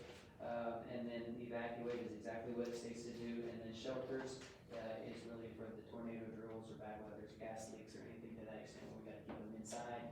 So that's what the shelter button will do, and we'll train our staff on what these buttons will do, and for our staff, and then we'll get that to our staff on it later. So, Raptors in full swing, looking forward, having fun. Thank you, sir. Yes. 7.4 is a possibility of drilling water wells at school property. Mr. White has asked me to bring this to you all. We've talked about, how expensive it is to try to keep our playgrounds watered and difficult to keep them watered, but it's just out of sight if you try to water with city water. He would like to have 3 of these. One of them would cost $7,089. His request would be one on the elementary campus so we can water that playground so it doesn't get so compacted and just be compacted dirt. One at the new ag facility, and one, I'm sorry, I can't remember where. Anyway, he's asking for 3, and he says it would eventually pay for itself, but not right up front. It would. Oh, on your band practice field. Yes. I vote yes. Because we try to water out there and whatever. I knew it would come Cars run over the hose. at the band practice field, elementary and at the new ag facility. So this is just, he asked Spencer to come and give us an estimate. I want y'all to mull it over and think about it. Is it on the action item? I don't recall if I put it on action or not. Oh, is there one down at the football field? Yes, we water the football field with a well. $59. So how do you know that there's water available? Yeah. Well, we don't, not when you drill it. With the stick and. There's water in there. Can they not share like the ag and the, I mean, there's a way to share a well, correct? Yeah, you just have to run You pipe can run a underground. pipe to it, But you'd be talking about that'd be a lot of, under concrete and road to go Yeah. under. yeah. Your expense to get under all of that would probably be more than. I think that's what he thought too, because I had suggested that. I was doing this on my own curiosity, because back in the day, you could drill one for about $18 a foot, Yeah. and it's 59. Have you bought eggs lately? No, I don't know. Well, anyway, it is not on here for you to vote, it's just something for you to think about, talk about with your friends and neighbors, if there's another better way, whatever, just to start thinking about. This is, I will tell you, if we asked Spencer to drill a well for us today, it probably would be months and months and months, because my husband had asked him to drill one at the farm, and way last fall, and he hasn't shown up yet. And he told him at the time that he had like 40 wells ahead of him. So, anyway, there's a long wait period for you to get a well dug, but just think about it. I guess we'd get more bids if it really goes. Yes, this is just so y'all kinda have, no, we'd have to get more estimates, more proposals. At the last meeting, we talked about a trainer. I, got this information from Charlton. Oh, they got so excited when I said that I had talked to you all about it, because they need places to place trainers, like student teachers, student trainers.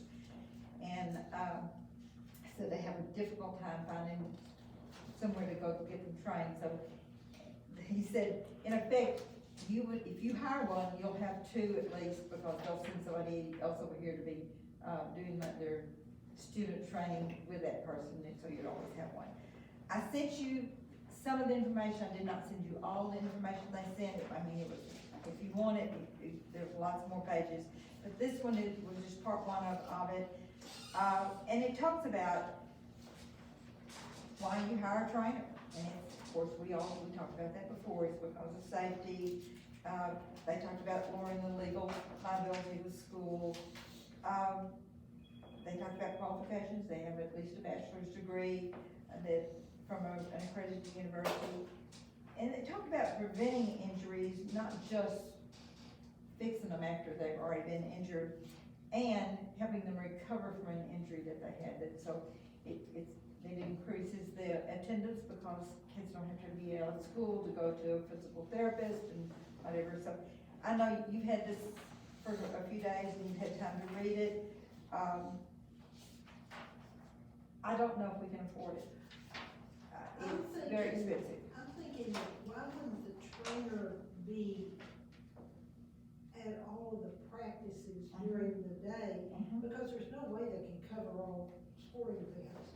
But when they know the kids and they see something happen, I see it that way, but that would be paying a teacher.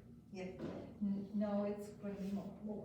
It's, I would think if you could, and I actually talked to Brad, and he said 75, 80,000, maybe more, for someone to come and do it. And I see Rachel nodding her head. It's going to be expensive.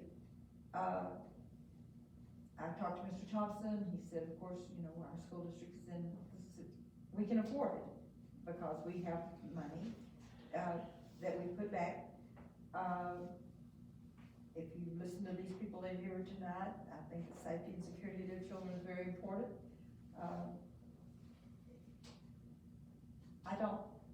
I would tell you, hiring a trainer is not gonna keep us from still having serious injuries. Well, I will tell you this, because I can speak a little bit to this, because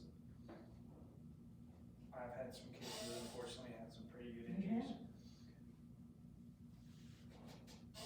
And I don't mean this disrespectful in any way, because the coaches do everything they can to try to help the situation. But they're not this. trainers, they're not doctors, they're not physicians, they're coaches with great intentions, I get it. But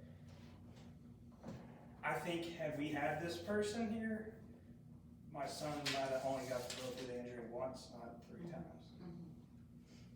My 2 cents. Well, it even says is that coaches go to school to learn to be coaches and that they're competitive and they wanna win. And to win, you need to lift weights, you need to get bigger, and so that's where those injuries are at, a lot of them. So having someone that oversees it and knows how and when and how much. Now, have you talked to Jacob about this? Jacobson came to me with this originally. Because I could see it causing a conflict for him. No, he came and. You know what I'm saying? Well, yeah. My trainer's saying that you can't fight, but you're telling me you don't. Exactly, Josh, that's what I was thinking. I will say as a former coach, and I'm just gonna, I hate to speak for Marwitz, but I won't speak for most coaches, and I would include him on that. When an athletic trainer says, this guy's not playing, coaches don't. They follow what that guy says. I firmly believe. Because it puts this person in risk, because No doubt but there are gonna be them. there'll be those moments, but that's where you, again, I would encourage open dialogue between those two individuals to say, when it comes to a medical decision, that guy calls it. And here's something to think about, because I've been listening to this for a couple of months now. And we had a trainer in high school, and weirdly enough, he lived in a trailer under the visitor stands. That's true.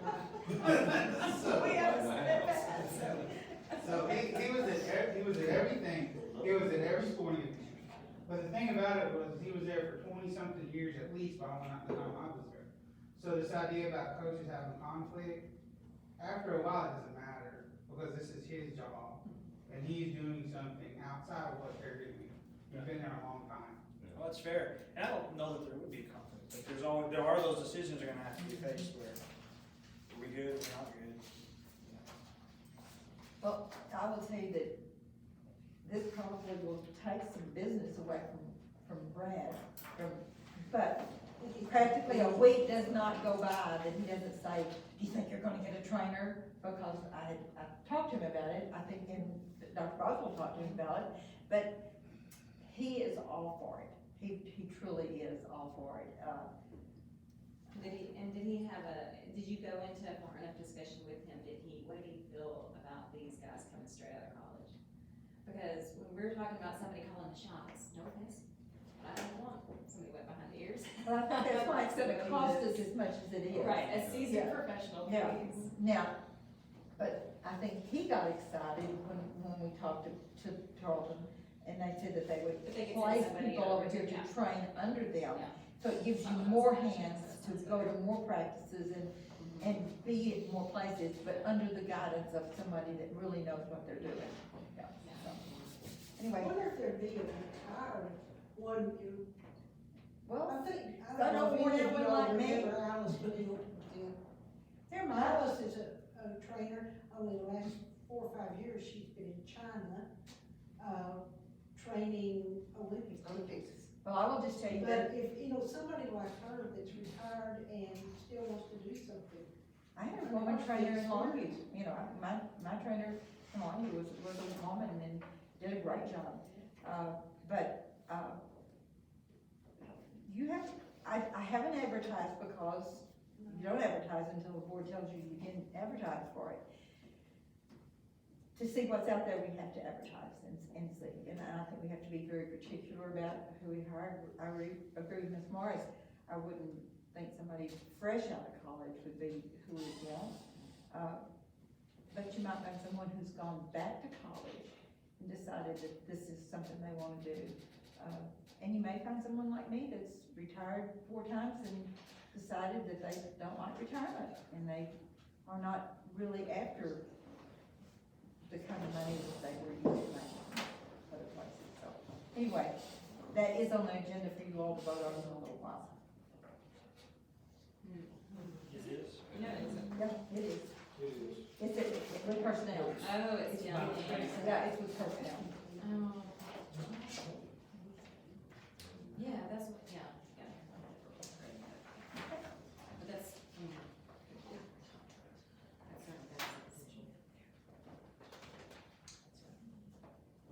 We'll cross that bridge when we get there. We'll move to 7.6. As of tonight, you are all up to date. All right, that takes us to action on item portion, beginning with 8.1, which is donations and gifts. I'd like to recommend that you approve the donation of $500 from Garrett Talavera for academic awards, $300 from the De Leon Study Club for academic awards, $500 from the De Leon High School class of 1970 for academic awards, and $1,500 from Hotelcom for sponsorship of a basketball game. And I don't know if you all attended, but we had a huge crowd. No, not huge, but we had a nice crowd. And they did not charge admission, but they had a donation box there for people to donate to the Booster Club. I don't know how much money that brought for the Booster Club, but they gave us $1,500 in lieu of charging admission, so it was a nice night. I make a motion to approve the donation for February 2023. I second. A motion for approval by Rachel, a second by Cecilia. All those in favor? Motion passes 7-0.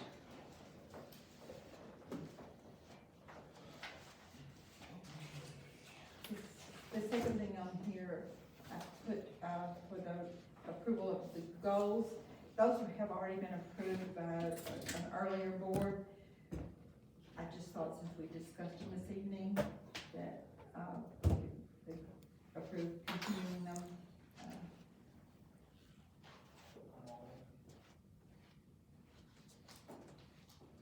The goals that we just went over in the. Yes, yeah, they're already approved by an earlier board, but I don't, yeah, it's a long time ago. Yeah, so, if we just, So are these the ones we talked about this evening.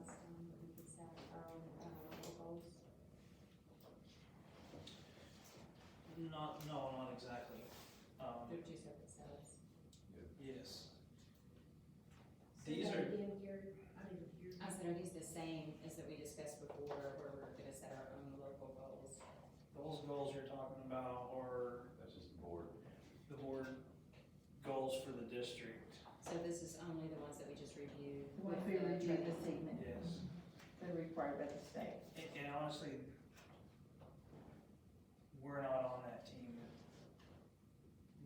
our guidance tells them we want progress in areas X, Y, Z. They put the plan together and say, here's where we are, here's where we think we can get. You're referring to this? Yeah. At that point, we say, yeah, that sounds great, that'll get where we wanna be. So when she's talking about in that meeting, or in the training earlier, and she's saying, you know, maybe you revise, maybe you don't, she's not referring to us. Well, she could say, you could say to us, we'd like for you to That's increase the numbers. Where this, Yeah, but when the administrators and campus intervention people met with her, we set those numbers, not knowing what was gonna happen. we can't sit here today and say, I want you to change 2024 to 71%. Right, you could say though that you recommend that you go back and look at them, That's it. revise them to That's be it. accurate for whatever today's situation is. You can do that. So I would say on the first two sections of that where she was going over, you know, we're in really good condition, we're actually kind of ahead where we thought we would be. My comment would be what I said to her is that, yes, but we have this crazy star year coming, and we don't know what's gonna happen with it. So I would hate to move something up and then us miss it. And so not that last one, that was looking for 100%, but on those first two, I personally feel comfortable just leaving it as is and just kind of playing it safe and seeing what happens. I don't believe our teachers will work any less hard. I agree, thank you. My 2 cents on the other one, that's high,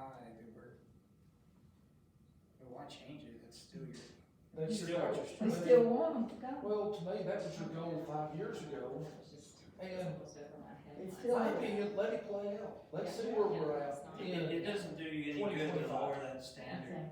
no, all you're doing is setting yourself up for more failure. See, I look at it very differently because I did this for a lot of years, like as far as getting it to where it's something that you can actually ascertain. So if you move it from 100% down to, I don't know, whatever's appropriate, comparing it to whatever else is going on in the state, that way you can look and you can tell your teachers and you can tell your administrators that you met it. You know, or you're like 2 percentage points away instead of, what is it now? I'm still not quite sure since the data's a little different here, but, we're 20-something points away from hitting 100. Anyway, I think that data can be very, very useful, and when you set it to where it's, something that you can actually reach, then you are able to say to your staff, look at, you know, like, you're only, just tweak it just a tiny little bit and you'll be there, and then next year you can look at it and you can say, well, now we're gonna set it for 85% or whatever is appropriate. I don't know, I'm just making numbers up, but It's at 11% right now. So I think the intent is to, these are not goals that you wanna move every year. I mean, right, I don't remember the last time we did it, obviously it was around 2019 or something like that. right. And the state of Texas required us to set them for 5 years. We Mhm. couldn't set them for a year. They required it to be. My point by that was you're about to have to redo it again anyway. In 2025? Yeah. So, to me, there's a little bit of where is it worth going back through the whole exercise? And let me just say, You're gonna have to do it in we'll 2 have years. a very different board, Yes. so we'll have at least, you know, it won't be the same board next year. Shame on me. It doesn't. My point just being, we're 2 years from the end of those goals running out anyway. Yes, and my point is that I've worked with data and numbers and that there's actually a place for them, and when you set them to something that's actually attainable, you can put things in place that are on the ground, and then you can actually use that data and reward your employees, reward yourself, show the district, whatever, that you have met the goal. Reward the students. Yes, and that you're doing everything that you want to. It's not so far out of reach that it's like we're never gonna get there. That's all I'm Achievable, saying. yeah, being attainable is part of that process, you're right.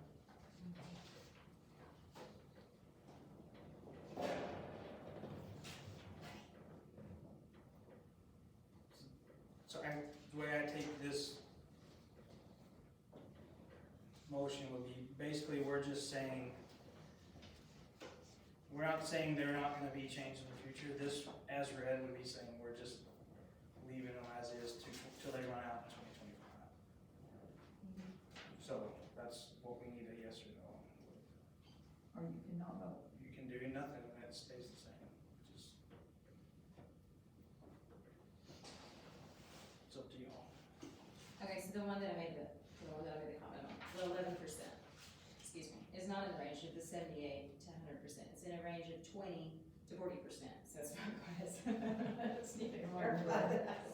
It's not as far off. That's the second, it's the second measure, where they're looking for the percentage of graduates who are in industry certification will increase from 20 to 40, and it's currently at 11. And that is the one that she said was lagging the year behind, where they weren't actually allowed to, well, they were allowed on campus, but they were still fighting COVID absences.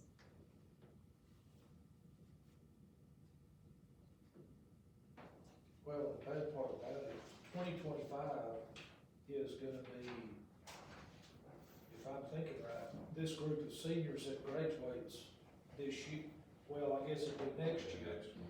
It'd be the juniors when they graduate, be filling in the 2025 data. And It seems like things are in place to meet it. That's what And that's what, I think we're better than we were 2 years ago, for sure. Now, I'm not saying that in 2 years it'll meet it, but I think the things that Mr. Chapman talked about this evening will push us very near, closer to it. very, very near. And, you know, Just regaining that momentum. the grant that we've written to get the equipment is gonna have us, I mean, really, there's some things that are going to happen that are gonna change it. Where your call? I don't know if this is the right time to ask this, but it just flew across and I have to grab them when they fly across. Mr. Chapman, aren't there some other things that ultimately could be put in place in the ag department besides welding? Yes and no. Yes, there are other things. Can we put them in place? We could, it's gonna cost you money. Because there's different programs of study. And so in order to be a program study, you have to have 4 courses in a sequence, then industrial history. There are other programs of study that fall under that umbrella. We just offer the ones that fall under those. So what we'd have to do is we'd have to expand our course offerings, which includes probably hiring a staff member to do that. Then, you know, your materials that go into that, plus your equipment. And then, you know, if you're gonna be offering like, construction or plumbing or HVAC, which are, I will tell you right now, I think if I had a child that was not wanting to go to college, those are the trades that I'm gonna put in, because you make good money in those trades, and they're high maintenance. Then that would be. I just remember reading about Roscoe's, Early college. Roscoe's they a- had, where the kids could be a veterinarian assistant. Doesn't look like that would cost a lot to add. We have, our small animal does lead into that a little bit. We would have to offer a couple more courses,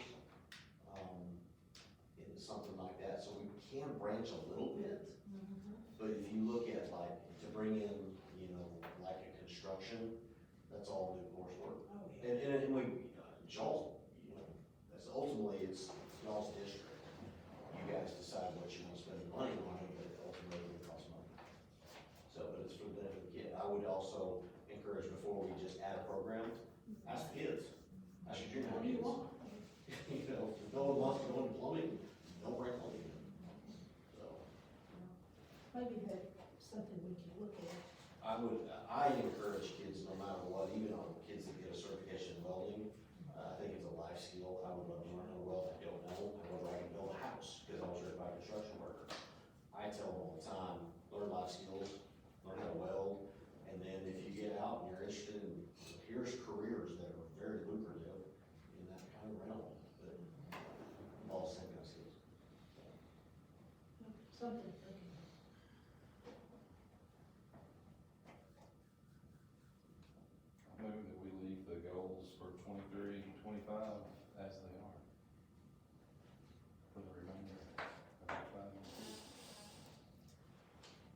Motion by Craig to approve item 8.2 as written. You have a second? I'll second. Second by Heath. All those in favor?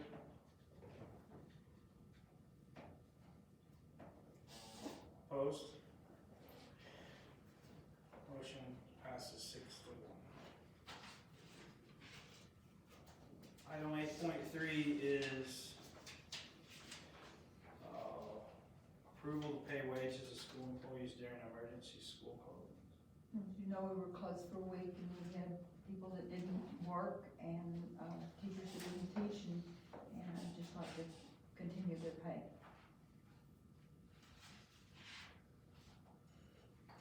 Can it be specific to that week? Can the motion, be specific to that week, or does it need to Just be? for emergency, it would be, emergency makes it pretty specific. Okay. How are you gonna make up that week? For students, we have enough minutes banked that we don't have to make it up for students. However, for staff, they count days for staff's contracts, but students are minutes, and we had a lot of minutes that, because we changed the, So how are you gonna do that with not only staff, not only teachers, but staff? Will they just come here extra days or work extra days? that's what I, She's not, this will cover it? this would cover it. Oh. Yeah. And some of them did work, you know. Our maintenance people were out checking leaky pipes and whatever.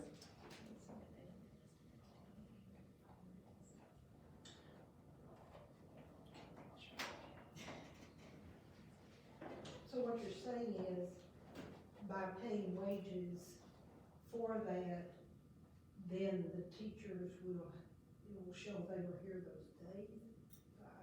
Their contracts will just be, they'll just receive their regular contract pay. Okay, They'll just receive their regular pay. And not just teachers, custodians.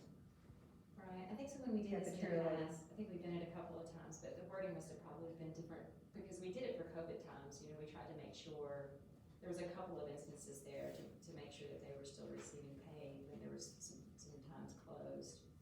So I guess because the language was specific to COVID, so we're gonna come back again. We did do it for Different- COVID, Yeah, yes. different language. Or wording.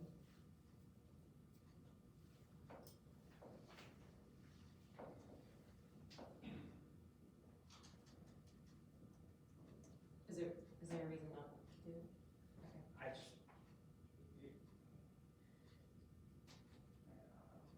No, go ahead. Well, some of us were working, I mean. There's where you get in the gray area for me. To be honest, I don't know what makes, I love teachers, everything they do, I could never be one. But I don't know that it makes it, what's the difference in education versus working at wherever? If they close my doors, I don't get paid. You don't get paid or you use Or you use your vacation. I'm not saying we shouldn't do it, cause I think they deserve what they get, that's where I get hung up. Josh, that's what kept going across my mind. I felt like teachers would just do those extra days. I mean, if you've done it before for COVID.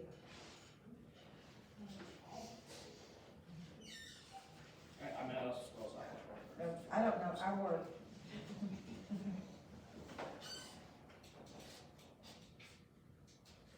I mean, we had teachers at stock shows that were working, and several of us were in Austin and working and couldn't get home. So, So how does that work for those employees that, we're not gonna be on campus anyhow, they went on, they did training, or they took students to a stock show? Are those individuals, so say just kind of ignore them for a second, No. they pay, it doesn't matter. No. Nobody gets No. paid because the school is Well, not actually open. when we They closed pay for, us to take when we people closed that for are- COVID, I didn't miss very many days coming to the office, but. But if you weren't, though, you get paid regardless, correct? Like if you were working, you were working, so. Those are on contracts. I'm on a contract, and y'all pay me, It's the people that are not contracted. Yeah. That's what I'm talking about. but I don't, So your teachers and that weren't able to be there. Okay, so this is Janitors, specific repairs. to, not teachers, it's specific no, to it's to janitors. everybody. It's to everybody, no, it says everybody. This is everyone. It's to If everybody. you're on contract, But you how get does that paid. work? If you all vote for it, everybody will just get their pay, just like they've always done. And if you don't, we will go through and we'll see who Has enough Who days to gets take it? off. who has vacation days, or, of course, teachers don't get vacation days. They get paid for 187 days of work. I would think that if, and I don't know, I'm sure some of them didn't I'm sure some of them didn't work. But if I had been a teacher and been off those days, I would have been busy doing lesson plans, getting things ready, writing papers, doing all that kind of stuff that you don't have time to do, that you do in the evening hours when you don't get paid for it anyway. That's what I would have done. Not having to get up and get dressed and come to So work. those teachers that did do all those things, though, they would not get paid either. They were trying, and I don't have a way of knowing whether they did or not. But this is just something. I don't, doing it, you know, do it. But again, this is not specific to that week, so that's the point. This is in general for the future, the wording allows for a future closing, and it's not specific for weather, it's an emergency school closing. So that's, Oh, so. so it's not just for that week, We're not just so you know voting that, on it's not one just for that week. We can, you can amend you can amend the motion, I mean, it's just written down there, you Well, can, that's what I said. you that's can the make the wording. motion That's forever the- how you can wanna make change it. Can you change the wording? That's totally up to you. Okay, so make the motion. See how this reads, Carrie. Pay wages to school employees during the Your recent. the recent ICE closing, emergency school closing. Okay, what is 5 it? days. It was 5 days, okay. I second that motion. I will get that word in. You're an amazing I got all guy. these bits and pieces, I will get it in there. So I have a motion by Cecilia to approve. Make sure I wrote it on the wrong student one anyway, sorry.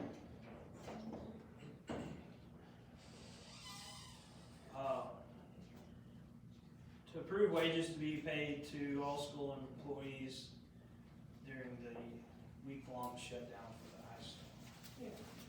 All right, and we have a second by Rachel. All those in favor?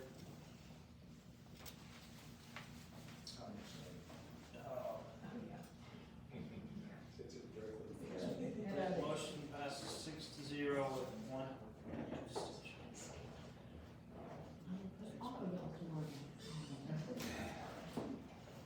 8.4 is recommending approval of waive tax penalty and interest due to inclement weather days. Because the tax office had to be closed, they couldn't collect taxes, and some people, they were due. And so I received a call, and I said I would read to the board. Grace wrote the letter, and I would recommend that you approve it. I make a motion that we waive that. Second. Did you second that? Yes, ma'am, I do. Sorry, I was trying to read it, but it doesn't matter now. A motion by Terrell for approval and a second by who? Yeah. I did. Yeah, I was trying to read the dates in here, what they're actually saying. They're just asking for 5 business days that they were closed. So they're putting 5 days on the end of, But you don't have to pay a penalty if you were 5 days late. And your taxes. all right, we have a motion for approval as written. All those in favor? Passes 7-0. 8.5 is approval to allow Early Zephyr and Blanket to join the Comanche Special Services Group.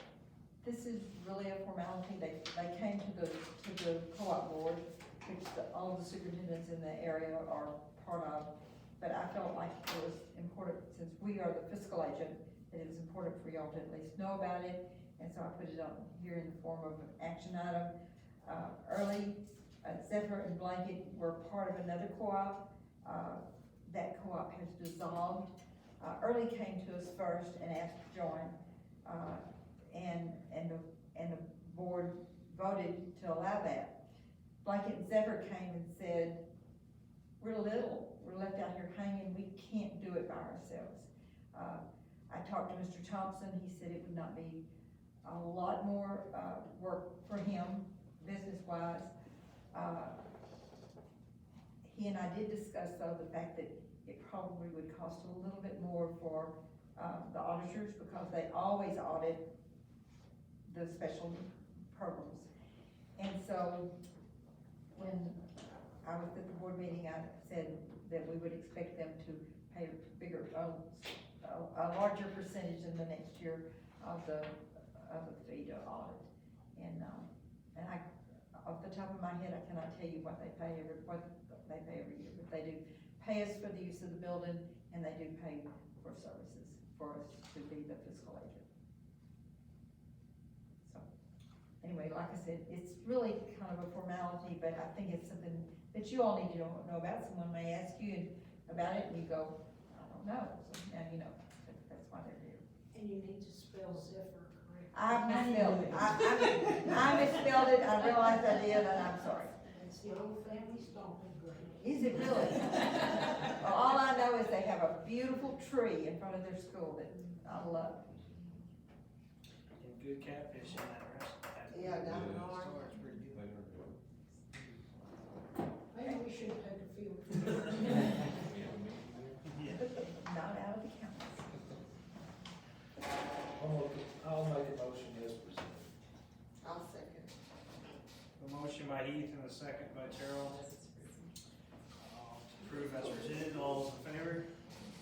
Craig is voting yes. Motion passes 7-0. That will take us to section 9, which is regarding Personnel. personnel.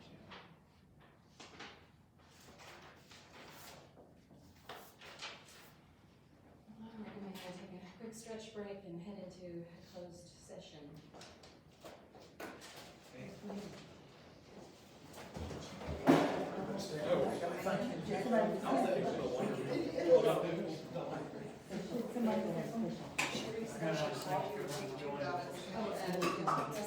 Somebody-